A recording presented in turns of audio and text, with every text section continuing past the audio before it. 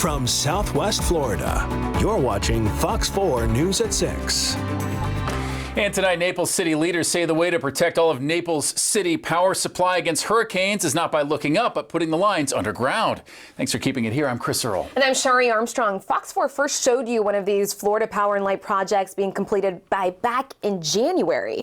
2 months later, Fox 4's Colton Chavez continues his coverage live from Naples' Royal Harbor community. And Colton, we're learning that could be the next underground power line location.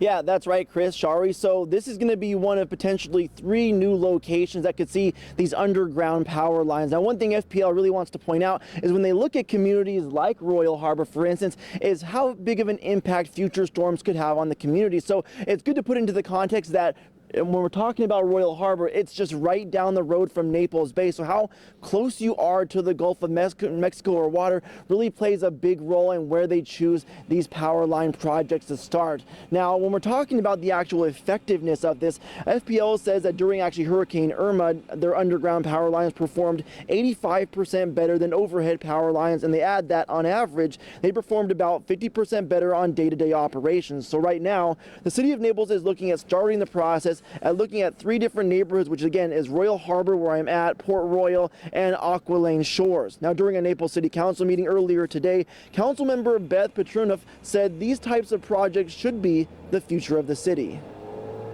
I cannot imagine we wouldn't want to encourage this in these 3 neighborhoods as well as in other neighborhoods.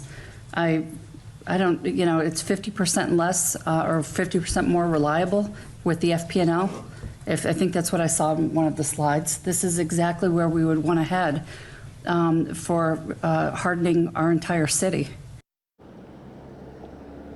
But what I heard is that these projects take time, and it's not really something that can be done just in a matter of months. There actually has to be approval from not only the city and FPL, but also the homeowners and their homeowners associations before these projects can even move forward. So that then brings us to the question of what's the timeline going to look like for this, and how quickly could it get done? And more importantly, could it be done before the upcoming hurricane season? Those are all the questions I'm working on that I'll have answers for when I check in on Fox 4 News at 10 o'clock. Live in Naples tonight, Colton Chavez, Fox 4.